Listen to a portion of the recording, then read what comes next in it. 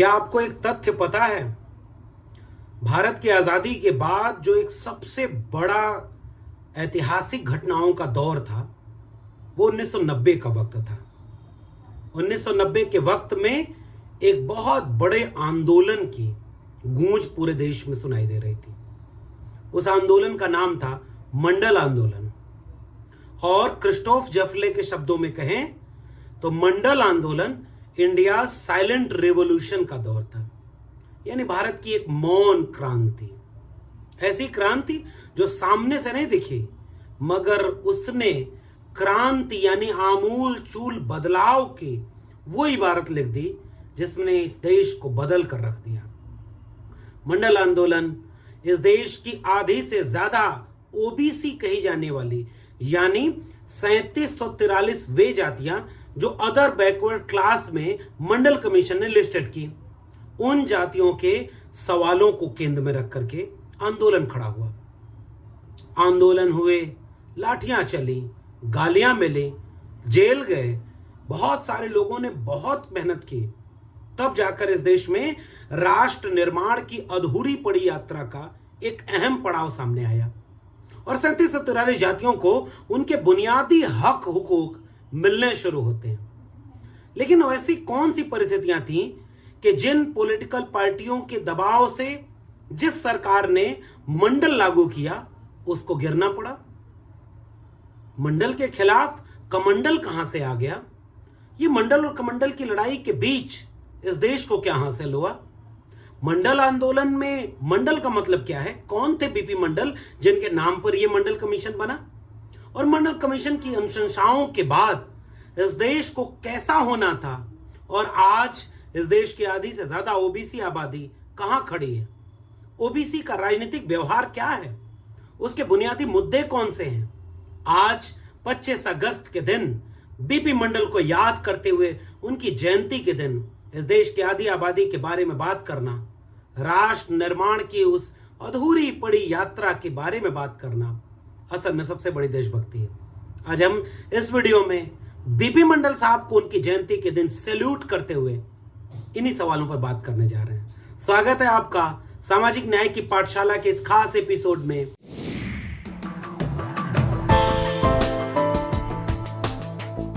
इतिहास की पुस्तकें जब तक सिलेबस में बदल न दी जाएं, सच्चे इतिहास को अपने घर तक पहुंचा लीजिएगा। जिस समाज के इतिहास की ज्ञान, इतिहास की जड़ें गहरी नहीं होती और इतिहास की जड़ें ये बताती हैं कि उस समाज की सामाजिक और सांस्कृतिक जड़ें गहरी नहीं होती, उनकी राजनीतिक जड़ें मजबूत नहीं हो पाती। और जब बात इस देश की आधी से ज्यादा आबादी जिसे अदर बैकवर्ड क्लास कहा जा रहा है उनकी हो तो सामाजिक, सांस्कृतिक और राजनीतिक संदर्भों को समझना और मौजू हो जाता है। आज हम बिंदेश्वरी प्रसाद मंडल के जयंती के दिन उन्हें याद करते हुए इस देश की आधी से ज्यादा आबादी ओबीसी के बारे में कुछ बात आपसे करने आए हैं। ये ओबीसी का मतलब क्या है? ओबीसी समाज के लोगों के बीच एक सवाल यह होता है कि डॉक्टर बी.आर. अंबेडकर और भारत के संविधान ने उन्हें क्या दिया? यह बात बिल्कुल ठीक है कि इतिहास में एक चैप्टर पेरियार रामास्वामी नायकर का है। भारत आजाद हो रहा था, उनकी कुछ आपत्तियां थी, उनमें से एक गंभीर आपत्ति जो दक्षिण भारत में आत्मसम्मान आंदोलन पेरियार साहब ने चलाया था, जस्टिस पार्टी के आंदोलन को आगे बढ़ाया था, दक्षिण भारत में एक सामाजिक और सांस्कृतिक क्रांति का बीज बोया था, उसने लहलहाना शुरू किया। और भारत के संविधान बनने के समय उन्होंने अपनी एक नाराजगी जाहिर की और उसे ध्यान में रखते हुए, उसकी तार्किकता को ध्यान में रखते हुए भारत के संविधान में जो संशोधन हुआ, पहला अनुच्छेद 15(4), अनुच्छेद 16(4), उसमें उसका एक फूल खिला, एक बीज बोया गया था भारत के संविधान में। और दूसरी तरफ एक खेत तैयार किया गया, अनुच्छेद 340 का एक खेत ऐसा तैयार करके दे दिया गया कि भाई इस देश के दलित की आबादी कितनी है, जिसे शेड्यूल कास्ट संवैधानिक भाषा में कहा जाता है, तो 1931 की जनगणना ने बताया 15% शेड्यूल कास्ट के लोग हैं। तो 15% की आबादी पता है उनकी भूमिका बिल्कुल नहीं है, उन्हें हाशिए पर ढकेल दिया गया, उनको उतनी जगह दे दी गई। शेड्यूल ट्राइब की आबादी 7.5% और उनको उतनी जगह दे दी गई क्योंकि वो कहीं नहीं है। लेकिन उसके बाद जो एक वर्ग बचा जिसमें खेती किसानी वाले कमेरा लोग थे, कृषि और पशुपालन से जुड़े हुए लोग थे, हस्तशिल्प और कुटीर उद्योगों से जुड़े हुए लोग थे, यानी वे लोग थे जो हाथ से श्रम करके इस देश और दुनिया को रहने लायक बना रहे थे। कोई बंजर धरती का सीना चीर कर उसमें एक लहलहाती फसल और अनाज पैदा करके इंसानों का पेट भर रहा था, तो कोई मछली मारकर, कोई ताड़ी उतार कर, कोई कुम्हार लुहार बढ़ई बन करके इस देश और दुनिया को चलाने के लिए अपनी भूमिका निभा रहा था। कोई खेत से जुड़ा था तो कोई कारोबार से जुड़ा था, कोई हाथ के श्रम से जुड़ा था तो कोई नए नए प्रयोग कर रहा था, कोई पशुपालन से जुड़ा था तो कोई चरवाहा था। लेकिन इन सब के पुरखे राजा हुआ करते थे। इसीलिए एक ऐसा वर्ग था जिसका सामाजिक, सांस्कृतिक और राजनीतिक इतिहास बड़ा विस्तृत, व्यापक और बहुआयामी था। इसलिए उनके लिए एक खेत तैयार किया गया अनुच्छेद 340 का भारत के संविधान में कि भाई एक आयोग बनाया जाएगा और देखा जाएगा कि जो तबका शेड्यूल कास्ट, शेड्यूल ट्राइब में नहीं आता, जो तबका अपर कास्ट में नहीं आता, अपर क्लास में नहीं आता, उस तबके को चिन्हित करेगा वो आयोग, उनको पहचानेगा, उनकी संख्या गिनेगा, उनकी मुश्किलों को पहचानेगा और उनके लिए रिकमेंडेशन देगा। पहला आयोग बना काका कालेलकर कमीशन। उसने तकरीबन 3000 के आसपास जातियों को जोड़ा उस वर्ग में और पिछड़ेपन के आधार को आर्थिक बना करके कुछ कुछ रिपोर्ट पेश की जो तार्किक उस तरह से नहीं हो पाई, लागू नहीं हुई। 1977 का दौर था, देश आपातकाल से लड़ रहा था। उसके बाद जनता पार्टी की सरकार बनती है और वहां मोरारजी देसाई की सरकार ने एक कदम उठाया कि उस खेत में अब कुछ फसल रोपने का वक्त है।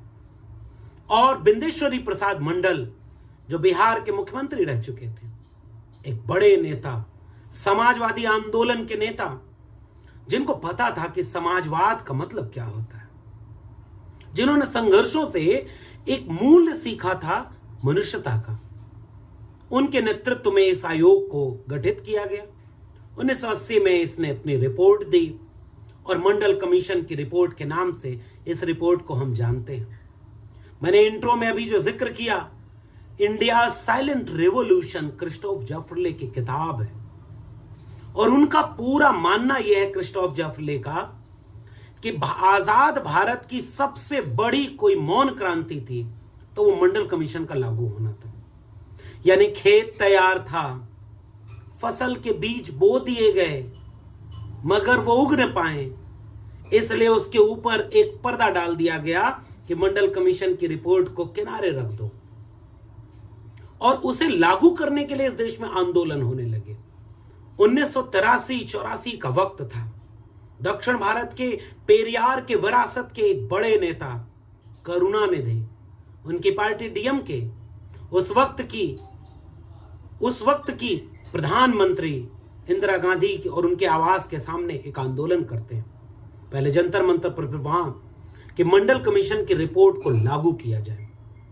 इंदिरा गांधी के आकस्मिक हत्या ने इस पूरे मामले को कुछ दिन के लिए ठंडे बस्ते में डाल दिया, लेकिन लगातार उत्तर से लेकर दक्षिण तक जो समाजवादी मूल्यों के नेता थे, जो समता व न्याय को पसंद करते थे, वे सारे लोगों ने लगातार एक मांग की कि मंडल कमीशन लागू करो वरना कुर्सी खाली करो। पता तो चले कि इस रिपोर्ट में क्या है और वो 3743 जातियां कौन। और उसके बाद एक आंदोलन के साथ 1990 का वक्त आता है। चाहे बहुजन समाज पार्टी के एक बड़े नेता माननीय कांशीराम हो कि जिसके जितनी संख्या भारी उसकी उतनी हिस्सेदारी के नारे हों, अब वोट हमारा राज तुम्हारा, नहीं चलेगा नहीं चलेगा के नारे हों, कि समाजवादी आंदोलन के नारे हों, 100 से कम न 1000 से ज्यादा समाजवाद का यही तकाजा। मिटे गरीबी और अमीरी, मिटे चाकरी और मजबूरी। और एक समाजवादी मूल्यों के नेता हूं, चाहे वो कर्पूरी ठाकुर जी हों, चाहे वो उत्तर प्रदेश में रामनरेश यादव हों, चाहे उसके बाद की श्रृंखला में आदरणीय लालू प्रसाद यादव जी, आदरणीय मुलायम सिंह यादव जी, आदरणीय नीतीश कुमार जी और आदरणीय रामविलास पासवान जी, मान्यवर कांशीराम, ये सारे नेताओं के फेहरिस्त, और मान्यवर शरद यादव जी और तमाम ऐसे लोग जो लड़ाई दक्षिण भारत में करुणानिधि लड़ रहे थे, तमाम समाजवादी लोग लड़ रहे थे। उस लड़ाई के बाद एक दिन आता है जब 6 अगस्त 1990 कि विश्वनाथ प्रताप सिंह, जो कुछ दिनों पहले तक इस देश में एक मसीहा के रूप में इसलिए मशहूर थे कि राजा नहीं फकीर है, देश की तकदीर है। राजा मांडा विश्वनाथ प्रताप सिंह एक नए उभरते हुए सितारे थे, लोगों की आंखों के तारे थे। लेकिन उन्होंने जब मंडल कमीशन लागू करने की घोषणा की, 6 अगस्त, 7 अगस्त, 9 अगस्त, 13 अगस्त 1990, कभी इन तारीखों पर गौर करिएगा। इन तारीखों ने इस देश के इतिहास को बदल कर रख दिया। और 15 अगस्त 1990 का वो भाषण, जो लाल किले के प्राचीर पर किसी रंग बिरंगी पगड़ी और लच्छेदार भाषा में पिरोया हुआ बनावटी भाषण नहीं, इस देश की आधी से ज्यादा आबादी के दर्द को पहली बार ये देश सुन रहा था विश्वनाथ प्रताप सिंह के लफ्जों में। विश्वनाथ प्रताप सिंह जिन्होंने ये घोषणा की कि हमने मंडल लागू करके इस देश की राजनीति का व्याकरण बदल दिया है। अब एक ऐसे बेटे का जन्म हो गया जो वापस मां के गर्भ में नहीं डाला जा सकता। इस देश की आधी से ज्यादा आबादी जो अन्य पिछड़े वर्ग के युवाओं की है, उनको जो हक अधिकार नहीं मिले हैं, इन्हें आप बहुत दिनों तक गुस्सा शांत करके दबा नहीं सकते। एक दिन यह अंगार फूटता जब गरीब के आंख में आंसू, जब तक आंख में रहते हैं तब तक वो आंसू रहते हैं, लेकिन जब वो आंख से फूटते हैं तो वो अंगार बन जाते हैं, और जब धरती पर गिरते हैं तो उससे इतना सैलाब आता है जो किसी के रोके नहीं रुकता। इस देश के युवाओं को उनका हक मिलना चाहिए, यानी मंडल लागू करने के लिए आंदोलन, ताकि इस देश की 3743 जातियों को एक अधिकार मिला, नौकरियों में 27% आरक्षण। बिंदेश्वरी प्रसाद मंडल की मंडल कमीशन की रिपोर्ट इतनी तर्क वैधानिकता से तैयार की गई थी। उसने पहली रिकमेंडेशन की थी कि भाई आपके पास तो जातियों की गिनती का कोई ठोस नया आंकड़ा नहीं है, हम 1931 की जनगणना के आधार पर, जातिवार जनगणना के आधार पर यह रिपोर्ट तैयार कर रहे हैं। इसलिए पहला काम, अगर इस देश में आपको न्याय, समता, बंधुता लाना है तो पहला काम करिए कि जाति जनगणना कराइए। बिंदेश्वरी प्रसाद मंडल जी और मंडल कमीशन की मुख्य पृष्ठ पर ये जो वाक्य है, यह वाक्य बहुत कुछ कहता है। समानता केवल समान लोगों के बीच होती है। असमान लोगों के बीच अगर समानता की बात की जाए या समान नीतियां बनाई जाए तो वो कैसे असमानता को दूर नहीं करता, बल्कि असमानता को कायम रखता है। इस तर्जुमे को मैं पिछले दिनों जब बिंदेश्वरी प्रसाद मंडल जी की अपनी जन्मभूमि, कर्मभूमि, बिहार के मधेपुरा की वो धरती और मुरहो वो जगह, और मुरहो स्टेट के पुराने समाजवादी नेता बिंदेश्वरी प्रसाद मंडल, वहां के लोगों ने आमंत्रित किया। उस गांव में जाती हुई ये सड़कें, ऐसा लगता था कि मुझे अपने इतिहास से जोड़ने के लिए आंखें पलक फावड़े बिछाए हुए मेरा स्वागत कर रही हैं। मन भीतर से भावुक हुआ जा रहा था। इन सड़कों से गुजरते हुए, इस इमारतों के बीच पहुंचते हुए, बिंदेश्वरी प्रसाद मंडल स्मारक स्थल के सामने पहुंचते हुए दिल की धड़कन तेज हो रही थी और दिमाग भीतर से भरा जा रहा था। और जैसे ही वहां के चाहने वाले मेरे लोगों ने उस स्थल तक मुझे लेकर पहुंचाया और मैंने हाथ में कुछ फूल दिए कि ये उनकी याद, ये इनके स्मृति का स्थल, जिस पर ये देखिए साफ तौर पर वो वाक्य लिखा हुआ है कि समानता केवल समान लोगों के बीच होती है, असमान लोगों के बीच तो असमानता की नीतियां बनानी ही पड़ेंगी। और ये पुष्प जब हमने इस स्थल पर रखा, ऐसा लगा कि वृक्ष के कोने पर हिलता डुलता एक कोमल सा, कमजोर सा पत्ता अपनी मजबूत जड़ से मिल रहा है। उस जड़ ने ऐसा लगा कि ताकत दी, और इस स्मृति स्थल पर मुझे ऐसा महसूस हुआ कि बिंदेश्वरी प्रसाद मंडल अगर कहीं यहां आसपास हैं तो मुझसे एक सवाल कर रहे हैं कि ये जो समान लोगों के बीच समानता और असमान लोगों की समानता को दूर करने की असमान नीति का मैंने जो बिगुल बजाया, मंडल कमीशन की सिफारिशों में मैंने 40 सिफारिशें जो सौंपी, मैंने एक मौन क्रांति का आगाज किया, मैंने राष्ट्र निर्माण की एक नई बुनियाद जो रच कर दी, आज तुम्हारे सामने वो कहां खड़ी है? ये सवाल मेरे कानों में गूंज रहे थे। और मुरहो स्टेट के आसपास मुझे लग रहा था कि बिंदेश्वरी प्रसाद मंडल इस देश की आधी से ज्यादा आबादी से अभी भी एक सवाल कर रहे हैं कि मैंने तो तुम्हें इतनी सिफारिशें दी कि बिना शैक्षणिक सुधार किए, शिक्षा में सुधार किए, शिक्षा का बजट बढ़ाए, सरकारी पैसे की शिक्षा किए, ओबीसी के लिए हर जिले में सरकारी हॉस्टल बनाए, हॉस्टल में ओबीसी को अलग से जगह देना, प्रौढ़ शिक्षा की बात करना, और शिक्षा क्रांति के आमूलचूल परिवर्तन किए बिना न तो ओबीसी का भला हो सकता है और न इस देश का भला हो सकता है। आज ये लड़ाई कहां खड़ी है? ऐसा लगा कि बिंदेश्वरी प्रसाद मंडल वहां मुझसे एक सवाल कर रहे हैं कि मैंने भूमि सुधार से लेकर के वित्तीय निगमों की स्थापना की जो तुम्हें एक रास्ता दे गया था, वो तुम्हारे देश को चलाने वाले लोगों ने उस रास्ते को कहां तक पहुंचाया? क्या उस पर ये देश चला? बिंदेश्वरी प्रसाद मंडल मुझसे पूछते हुए नजर आए कि देखो, जो 1 रुपए भी ले ले वो सरकारी संपत्ति है, प्राइवेट जैसा कुछ नहीं। और अगर सरकारी संपत्ति से कोई प्राइवेट संस्थान चल रहा है और प्राइवेट हो रहा है तो प्राइवेट सेक्टर में भी रिजर्वेशन लेना। क्या तुम रिजर्वेशन ले पाए? बिंदेश्वरी प्रसाद मंडल मुझसे पूछते हुए नजर आए कि मैंने लिख दिया था कि तुम प्रमोशन में रिजर्वेशन लेना, मैंने लिख दिया था कि जब 52% आबादी को अभी 50% की सीलिंग है तो 27% आरक्षण देकर जा रहा हूं, मगर तब तक ये न्याय पूरा नहीं होगा जब तक इनको आबादी के मुताबिक पूरा नहीं मिलेगा।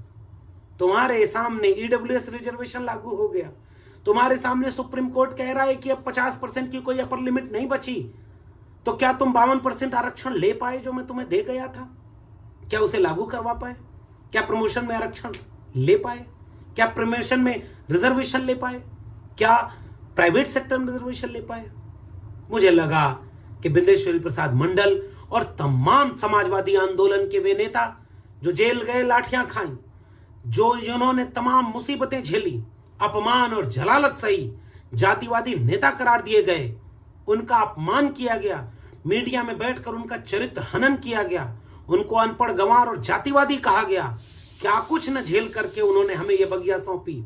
और जिस दिन मंडल लागू हुआ, अनुच्छेद 340 के खेत में जो बीज पड़ा था पेरियार का, फूले का, डॉक्टर अंबेडकर का, जो बीज पड़ा था डॉक्टर राम मनोहर लोहिया का, जो बीज पड़ा था तमाम समाजवादी नेताओं का, 1990 में उसमें एक फसल आई। उन 2006 में आकर के जब हायर एजुकेशन और शिक्षा में रिजर्वेशन लागू हुआ ओबीसी का, तो उसमें एक दूसरी फसल आई। लेकिन 2 कोने पर ये जो छोटी छोटी फसलें आई और थोड़े से लोग उससे लाभान्वित हुए, उसके बाद जो बाकी खेत था उसका क्या हुआ? कौन जानवरों से तुम बचा पाए? क्या उस खेत में जो फसलों के अंकुर थे उनको कोई बुलडोजर से तो कोई दंगों से रौंद तो नहीं गया? बिंदेश्वरी प्रसाद मंडल मुझसे एक सवाल पूछते नजर आए, क्या तुम्हारे समाज के लोगों को यह पता है कि मंडल आंदोलन के विरोध में कमंडल लेकर आने वाले लोग कौन थे? कौन था जो मंडल का विरोध खुलकर न कर पाया तो उसने धर्म के दंगे में इस देश को झोंक दिया? कौन थे वो लोग? क्या आप उन्हें पहचानते? क्या तुम्हारे समाज के 52% आबादी के लोग ये बात पहचानते कि किसने उनके हक हुकूक की लड़ाई को, एक राष्ट्र निर्माण के आंदोलन को दंगाई और धार्मिक सांप्रदायिक भारत में तब्दील कर दिया? उनके धोखे को क्या आपके समाज के लोग पहचान पाए? मेरे पास इन सवालों के जवाब नहीं नजर आ रहे थे। मैं कैसे बीपी मंडल को ये जवाब दे पाता कि बीपी मंडल साहब, जिनके लिए आप इतना कुछ लिख कर गए और आपके दिखाए रास्ते पर चलकर इस देश के समाजवादी, अंबेडकरवादी और न्यायवादी लोगों ने, संविधानवादी लोगों ने लाठी खाई, जेल गए, मुकदमे सहा, अपमान सहा, उन्हीं के वारिस उनकी लड़ाई को उतना भी नहीं बचा पा रहे हैं जितना आप सब दे कर गए थे। आप और आगे कहां लागू करने का सवाल कर रहे हैं? जो मिला था हमारे समाज के लोग वही नहीं बचा पा रहे। 2022-23 का भारत अब वहां पहुंच चुका है जहां इस देश के संविधान को बदलने की बात की जाती है, इस देश का ओबीसी चुप है। 2022-23 के भारत में खुलेआम धर्म और मंदिर मस्जिद के नाम पर इस देश में दंगा का माहौल बनाया जा रहा है। कांवड़ यात्रियों पर फूल बरसाए जा रहे हैं और शिक्षा मांगने पर लाठी बरसाई जा रही है। मगर इस देश की आधी आबादी मंडल कमीशन की इन सिफारिशों को भूल चुकी है, जिसमें शिक्षा की क्रांति की बात की गई थी। शायद मेरे भीतर से एक आवाज आ रही थी कि बीपी मंडल साहब, आपकी विरासत के वारिस अब नए नए वारिस पैदा हो गए। उन्होंने अपनी अपनी जातियों की राजनीतिक दल बना लिया और आपके आंदोलन और संघर्षों ने उन जातियों के भीतर इतना तो आत्मविश्वास दिया कि उनके नेता खड़े होकर देश की मीडिया में ललकारते हैं। हम जानते हैं कि चाहे कोई निषाद हो, राजभर हो, मल्लाह हो, चाहे कोई पटेल हो, चाहे यादव हो, चाहे तमाम पिछड़ी जातियों के कुमार, लुहार, नाई, मोची, मल्लाह और तमाम जातियों के 3743 जातियों के बीच का कोई एक नेता भी कहीं सांसद विधायक बनता होगा तो मुझे लगता होगा कि सबसे ज्यादा खुश आप होते होंगे कि वो चेतना 3743वीं जाति तक तो जा रही है। कोई नेता बनता होगा तो पूरे समाज में एक ऊर्जा पैदा होती है। मगर अफसोस जब आप ये नजर पर देखते होंगे कि आज वे नेता सिद्धांतों और उसूलों से समझौता करने की ओर जा रहे हैं। घर में भाई से झगड़ा हो तो जहर खा रहे हैं। ये देखकर मुझे पता है आपको दुख होगा और उन तमाम आंदोलनकारियों को दुख हो रहा होगा कि कहां तो आप पूरे मंडल को लागू करने की बात कर रहे थे और कहां आपके समाज के लोग आज कमंडल के जाल में फंस गए।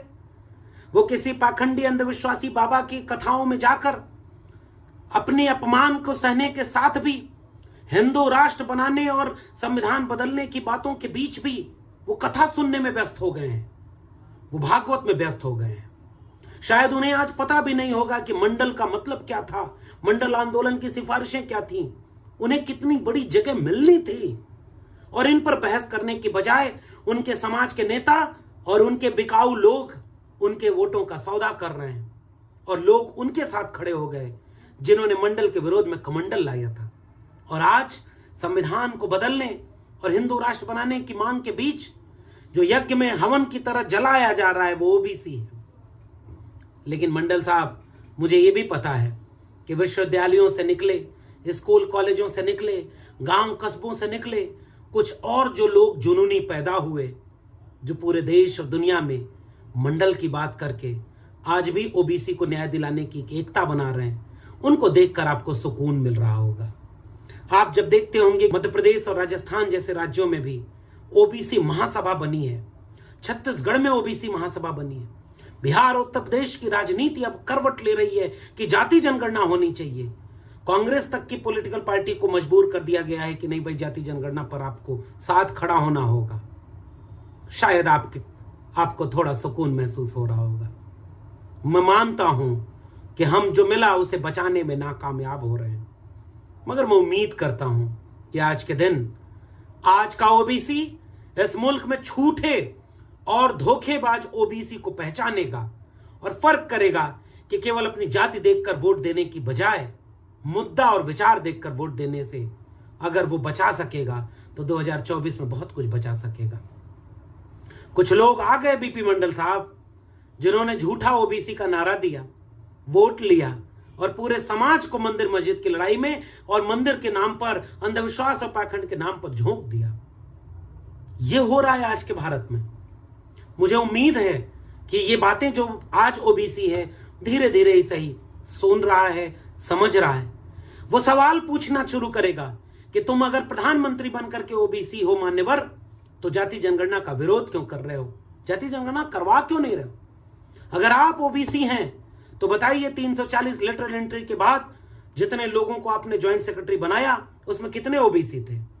आज देश के केंद्रीय विश्वविद्यालयों में कितने प्रोफेसर ओबीसी हैं, कितने वाइस चांसलर ओबीसी हैं, कितने ज्वाइंट सेक्रेटरी और कलेक्टर, डीएम, एसपी ओबीसी हैं, कितने ठेकेदार ओबीसी हैं, कितनी जमीन पर मालिकाना हक ओबीसी का है। मगर आज बीपी मंडल साहब, आप ये देख रहे होंगे कि नीट में आरक्षण लेने के लिए लड़ना पड़ा। ये तो गनीमत है कि दक्षिण भारत में पेरियार की जमीन पर खड़ा एक नायक, उसने लड़ाई लड़ी और नीट में आरक्षण मिला। और उत्तर भारत के राजनेताओं, खासकर समाजवादी अम्बेडकरवादी नेताओं को इस समय ओबीसी चेतना की ओर झुकते हुए देखकर सुकून मिल रहा होगा। आप ये देख पा रहे होंगे कि ये लोग अब सवाल कर रहे हैं कि अगर इस देश के केंद्रीय मंत्री ओबीसी बनाए गए तो उन्होंने ओबीसी का क्या भला किया।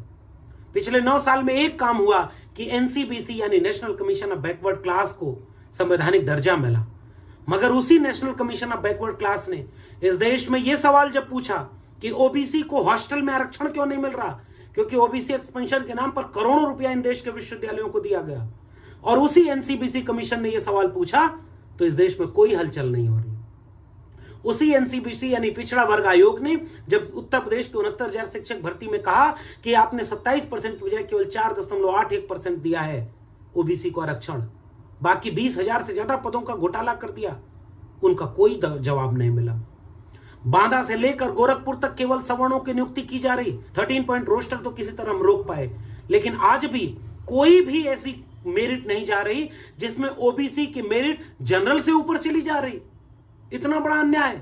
अगर 52% ओबीसी हैं और बाकी जहां भी इंटरव्यू से नौकरी मिल रही है तो 40% ये और 10% ईडब्ल्यूएस मिलाकर 50% का कोटा उनके लिए आरक्षित हो गया है जो अपर कास्ट लोग हैं, और क्रीमी लेयर ला करके आपको 27% पे रोक दिया, यानी 52 लोगों के लिए 27 जगह हो गई। ऊपर आप जा नहीं पा रहे अगर लिखित परीक्षा नहीं है तो। और फिर भी ओबीसी को मंदिर में मजा आ रहा है, कांवड़ में मजा आ रहा है, पाखंडी बाबाओं के भक्त और प्रवचन सुनने में मजा आ रहा है, अपमान सुनने में मजा आ रहा है, अपना चंदा उधर ढके ले जा रहे हैं। फिर इस ओबीसी के लिए आपने इतनी बड़ी लड़ाई लड़के खेत तैयार किया, फसल को कोई रौंद रहा है, किसान खड़ा कहीं और देख रहा है, उसे अपना खेत नजर नहीं आ रहा। उस खेत के हिस्सेदारों को आपस में लड़ा दिया गया कि देखो हम तुम्हें बांटने के लिए रोहिणी कमीशन बना रहे हैं, लेकिन जब यह सवाल पूछ दिया गया कि कमीशन के पास आंकड़े कहां से आए तो इस बात पर कोई जवाब नहीं दिया गया। आप कह रहे हैं कि इस खेत का बंटवारा होगा, कुछ लोगों के पास जाता है और ज्यादा लोगों के पास नहीं है। हम पूछते हैं कि इसका आंकड़ा कहां से आया। वो बंटवारा करने वाला कोई और है जो पूरे खेत पर उसकी नजर है, क्योंकि खेत के हिस्सेदारों को आपस में लड़ाकर वो फसल काट ले जा रहा है और हमारे किसान अपनी फसल नहीं काट पा रहे और ये बात नहीं समझ पा रहे कि जंग हारने का ये हुनर भी आजमाना चाहिए कि जंग अगर भाई से हो तो हार जाना चाहिए। जो मजबूत लोग थे उन्होंने गलतियां की, जो संख्या में ज्यादा थे उन्होंने लड़ाई तो लड़ी, कुछ चूक हो गई, नाक बड़ी दिल छोटा हो गया और थोड़ी सी एक खाई जो पैदा हुई, बाहर का पड़ोसी आकर के 2 बिल्लियों के हिस्से को बांटने के लिए बैठ गया और दोनों का हिस्सा खा गया, दोनों को लड़ा गया। कुछ गलती हमारी और फायदा उनका हुआ। खेत की फसल वो काट ले जा रहे, चाहे लेटरल एंट्री हो, चाहे जाति जनगणना हो, चाहे ईडब्ल्यूएस से ऊपर कट ऑफ ओबीसी हो, चाहे नियुक्तियों में केवल और केवल ओबीसी के बिना सारी नियुक्ति हो रही हो, चाहे कुलपति ओबीसी ना हो, चाहे ज्वाइंट सेक्रेटरी ओबीसी ना हो, चाहे बांदा से लेके गोरखपुर, डीयू से लेके जेएनयू में प्रोफेसर ना हो, फिर भी हम आपस में उलझे रह गए और कोई लोग हमारे जाति का वोट दिखाकर सौदा करते चले गए। बीपी मंडल साहब, आज आप होते तो ये देखकर अफसोस कर रहे होते कि आपका समाज कलम और किताब, संविधान और मंडल की बजाय कर्मकांड, अंधविश्वास, पाखंड में जा रहा, शिव चर्चा करा रहा, पूजा करा रहा, उसमें पैसा झोंक रहा और शिक्षा बर्बाद की जा रही, उसको चिंता नहीं। वो संविधान को बदलकर मनुस्मृति लागू करने वालों के साथ खड़ा है और जो उनके बीच के समाज के समझाने वाले हैं उनके साथ वो नहीं खड़ा हो पा रहा। मैं मानता हूं कि इस बात को देखकर आपको अफसोस हो रहा होगा, मगर शेर जंग गर के उस शेर के साथ कि हौसलों में फकत उतार सही, वक्त ज्यादा ही बेकरार सही, नाउम्मीदी से लाख बेहतर है एक उम्मीद दागदार सही। हम उम्मीद करते हैं कि मंडल की लड़ाई जाया नहीं होगी। हम ऐसा ख्याल और ख्वाहिश रखते हैं कि कमंडल पर मंडल भारी पड़ेगा और बस डर इतना है और खतरा यह है कि कहीं तब तक कमंडल मंडल की लहलाती फसलों को रौंद कर किसी बुलडोजर, किसी दंगा, किसी मंदिर मस्जिद की लड़ाई में इतना नुकसान न पहुंचा दे कि सालों साल लग जाए दोबारा इस खेत में कोई फसल बोने और पौधों को तैयार करने और फसल काटने में। कई पीढ़ियां लड़ी तो थोड़ा सा हासिल हुआ, और पीढ़ियों के लड़ने से जो हासिल हुआ वो चंद वर्षों में हाथ से लूटा जा रहा। हम सब आपस में लड़ करके बिखरे हुए चुपचाप तमाशा देख रहे हैं। कोई हमारे साथ चुप होकर तमाशा देख रहा कि बोलो मत, नहीं तो जेल हो जाएगी, मुकदमा हो जाएगा। और कोई हमारे खेमे से जाकर हमारे दुश्मन के खेमे में बैठकर दो चार और जानवरों को लुकार रहा, उस जाति वाले को टारगेट करो, सबसे ज्यादा हक इसने मार लिया है मेरा। और जब उस जाति को वो भेड़िया फसल लूट के ले गया तो क्या आपकी फसल छोड़ेगा? इस बातों को विचार करते हुए मैं उम्मीद करता हूं बीपी मंडल साहब, आपके संघर्षों और आप जैसे तमाम लोगों के जुनून से एक रोशनी जो जली है, हम उम्मीद करते हैं कि वो बुझेगी नहीं।